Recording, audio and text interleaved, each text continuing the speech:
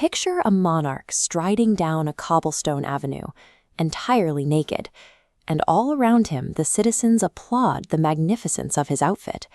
It is an absurd image, but it raises a specific question. How exactly do you get an entire society to actively defend and even celebrate an absolute, obvious lie? To understand the mechanics of the lie, we have to look at the man parading down the street. Long before this procession, the emperor had completely abandoned the administration of his realm. He actively ignored his army, the theater, and the state, choosing instead to measure his worth entirely by the literal fabric of his wardrobe. He had a coat for every hour of the day. An emperor who values the appearance of power over the exercise of it creates a massive internal blind spot, one that leaves his entire administration exposed to a specific type of psychological manipulation. That manipulation arrives in the form of two swindlers posing as weavers.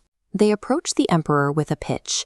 They can weave the most beautiful cloth ever imagined, but it comes with a unique property. The material, they claim, is completely invisible to anyone who is hopelessly stupid or entirely unfit for their professional position.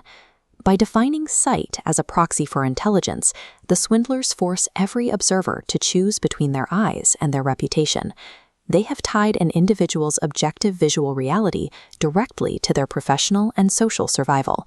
With the trap set, the swindlers demand pure silk and heavy gold, which they immediately shove into their own pockets. They set up empty wooden looms and work late into the night, pantomiming the act of weaving thin air. This animated balance scale illustrates the dynamic. The swindlers never needed to create a physical illusion. By making the cost of telling the truth equal to professional ruin, the desire for social survival heavily outweighs the sensory evidence. They weaponized the human ego. The first real stress test of this system comes when the emperor sends his oldest, most trusted, and most intelligent minister to check on the weaver's progress. The minister walks into the hall, stares at the bare looms, and panics. Because he sees nothing, the psychological trap triggers instantly. He assumes the flaw is within him, terrified by the thought that he must be unfit for his high office.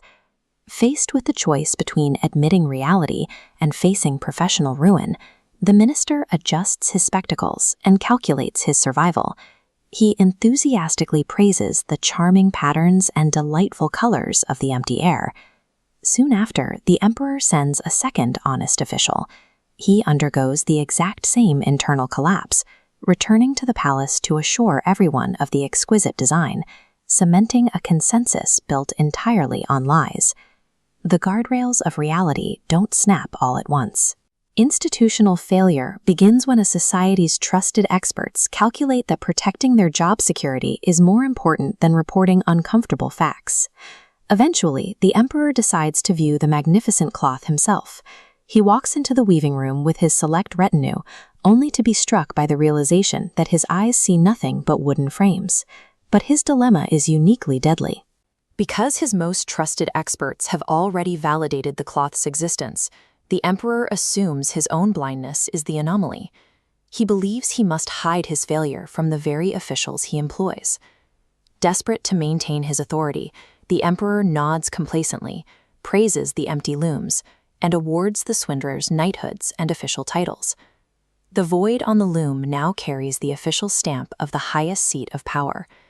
By introducing a strict purity test, where seeing the cloth is the only proof of competence, the leader destroys his own feedback loop.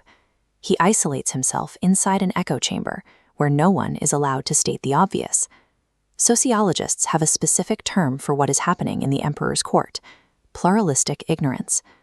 This occurs when a majority of group members privately reject a norm, but incorrectly assume that everyone else accepts it. Step 1.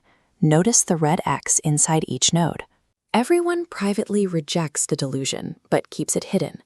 Step 2. Lines turn green. Individuals falsely assume peers believe it. Step 3. Outer shells turn solid green, masking doubt, creating a unified network of denial. We see this play out physically on the morning of the parade. The courtiers watch the emperor stripped down, and they actively pantomime buckling belts and lifting an invisible train off the floor. Thanks to pluralistic ignorance, the original swindlers no longer have to lift a finger. The illusion is self-sustaining, enforced by a group aggressively policing itself. The parade reaches its peak under a canopy in the center of the city. The entire town lines the streets and hangs out of windows, participating in the shared delusion. They praise the fit of the non-existent coat, terrified of being detected seeing nothing. Then the silence breaks. A single child cuts through the cheering crowd and plainly states, "But he hasn't got anything on." The child is the perfect catalyst for this moment because of their placement in the societal hierarchy.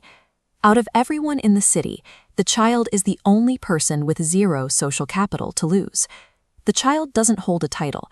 They aren't worried about losing a government pension or being demoted. Without those professional stakes, they are immune to the pressure of adult conformity. In a system built on ego and professional survival, the child's total lack of status provides a clarity that no degree of expertise could offer.